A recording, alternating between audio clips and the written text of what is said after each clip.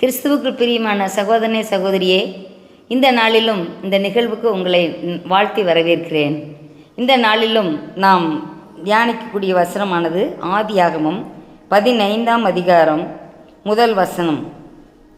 இந்த காரியங்கள் நடந்த பின்பு கர்த்தருடைய வார்த்தை ஆபிரகாமுக்கு தரிசனத்தில் உண்டாகி, அவர், ஆபிரகாமே, நீ பயப்படாதே, நான் உனக்கு கேடகமும் உனக்கு மகா பெரிய பலனுமாய் இருக்கிறேன் என்றார்.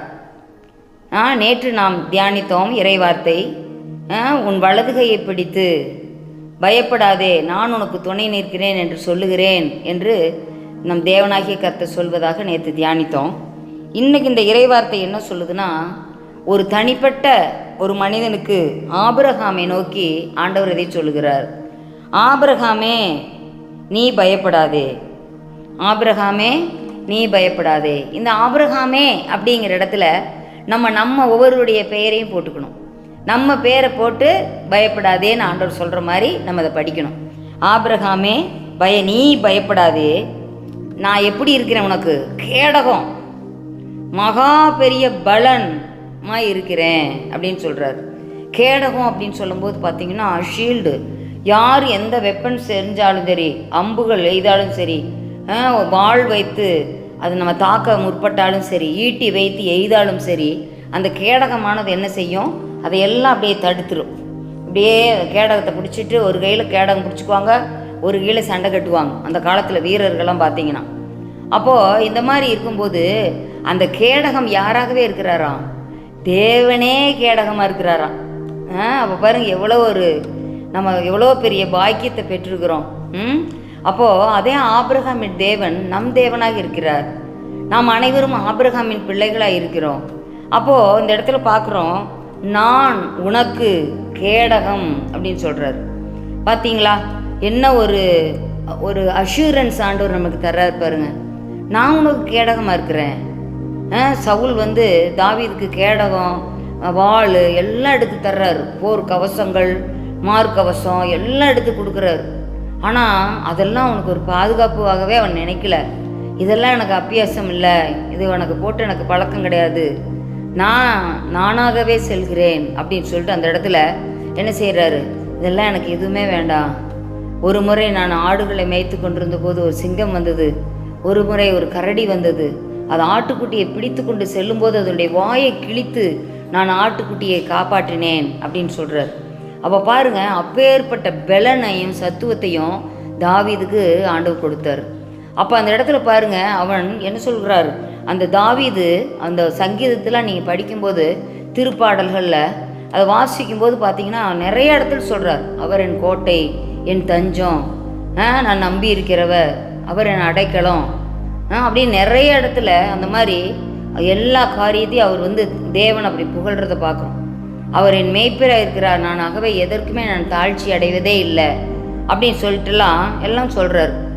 அவர் தூதர்களை அனுப்பி என் பாதம் கல்லில் இடராதபடிக்கு என்னை ஆண்டவர் என்னை காப்பாற்றுவார் அப்படின்னு சொல்கிறார். இதெல்லாம் என்ன சொல்லுது, இந்த நம்பிக்கையான ஒரு வார்த்தையை குறிக்கிறது. அப்போ இதையெல்லாம் அவனுடைய வாழ்க்கையில் அனுபவித்திருக்கிறார். பகைவர்கள் அவனை தெள்ளுப்பூச்சியை போல வேட்டையாடி கொண்டிருக்கிறார்கள். அப்போது அவன் என்ன செய்கிறான், ஆண்டவருடைய சர்வவல்லவருடைய கரத்துக்குள்ளாக அவன் இருந்தபடியால் யாரும் எந்த சேதமும் அவனை பண்ணவே முடியல, அவனை அணுகவே முடியல. அப்படிப்பட்ட ஒரு பெரிய ஒரு பராக்கிரமசாலியாக மகா பெரிய பலனுமாய் இருக்கிறேன் அப்படின்னு சொல்கிறார் ஆபிரகாம்கிட்ட. அப்போது லோத்தின் காரியத்தில் அவங்க எல்லா மனைவி மக்கள் அவங்களுடைய உடைமைகள் எல்லாத்தையும் எடுத்துகிட்டு போயிட்டாங்க பகைவர்கள். அப்போது அப்படி செய்யும்போது பார்த்திங்கன்னா 5 ராஜாக்கள் ஒன்றா சேர்ந்து இந்த வேலையை பண்ணியிருக்கிறாங்க. அப்போது ஆபிரகாம் அவங்க வீட்டில் கைப்படிந்த நல்ல யுத்தத்தில் தேர்ந்த 318 பேர் கூட்டிக்கிட்டு போய் அந்த 5 ராஜாக்களோட போர் செய்து அவன் என்ன செய்கிறான், இதையும் மீட்டுட்டு வரான். அப்போது இந்த சரித்திரங்கள்லாம் நம்ம படிக்கும்போது அவர் எப்படிப்பட்ட மகா பெரிய பலனாய் ஆபிரகாமுக்கு இருந்தார் அப்படிங்கிறத நம்ம பார்க்குறோம். ஆகவே நம்ம ஒரு வேளை எதுவுமே நம்ம ஒரு வீக்காக கூட இருக்கலாம், நம்ம பலவீனர்களாக கூட இருக்கலாம். ஆனால் ஆண்டவர் அவர் நம்ம பயங்கர மகா பெரிய பலனாக அவர் நம்மோடு இருப்பதே நம் பலம். பார்த்தீங்களா, கேடகமாக இருக்கிறார். ஆகவே எதுவும் நம்மை அணுக முடியாது. எந்த அக்னி ஆஸ்திரங்களோ, சத்துரிய நாச மோசங்களோ, பொல்லாங்கனையும் அம்புகளோ எதுவும் நம்மை சேதப்படுத்தாது. அதுதான் சொல்கிறார், ஒரு தீங்கும் உன்னை அணுகாது அப்படின்னு சொல்கிறார். பார்த்தீங்களா? அப்போது அதே ஆபிரகாமின் தேவன் அந்த ஆபிரகாமுக்கு நீ பயப்படாதே, நானும் உனக்கு கேடகமும் மகாபெரிய பலனுமாய் இருக்கிறேன்னு சொன்ன வார்த்தையை நாமும் சுதந்திரித்து கொள்வோம். எங்கு சென்றாலும் எங்கு வந்தாலும் அவர் சொல்கிறாரு, பகைவர்கள் மட்டும் இல்லை, பகலிலே வெயிலாகிலும் இரவிலே நிலவாகிலும் உன்னை சேதப்படுத்துதல்லைன்னு சொல்கிறார். அப்போ அந்த வெயில் அடிக்கிறது, வெயிலின் உஷ்ணம், அதனுடைய வெப்பத்தை கூட ஆண்டவருடைய கேடகத்தினால் என்ன செஞ்சிருவார், நம்ம மேலே அது விழாதபடி ஆண்டவர் காப்பார். பார்த்தீங்களா? அப்போது ஆண்டவர் எல்லாவற்றையும் செய்ய அவரால் முடியும். அவர் கொஞ்சம் பேரை கொண்டு அதிகம் பேரை கொண்டு நமக்கு வெற்றியை தருக்க அவரால் முடியும்.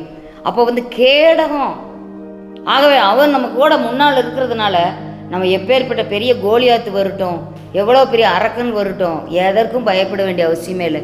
ஆகவே நம்மளுக்கு முன்னால் ஐயோ இதை நான் எப்படி செய்வேன், ஐயோ எனக்கு முன்னால் இது மதில் போல் இருக்கிறதே, மலை போல் இருந்தவங்களாம் என்னை கைவிட்டு விட்டார்களே, நான் எப்படி இந்த சூழ்நிலையை சமாளிப்பேன், இந்த சப்ஜெக்ட் எனக்கு ரொம்ப கஷ்டமாக இருக்குதே, நான் எப்படி இதை மேற்கொள்வேன் அப்படி சொல்லிட்டு நம்ம கவலைப்படலாம்.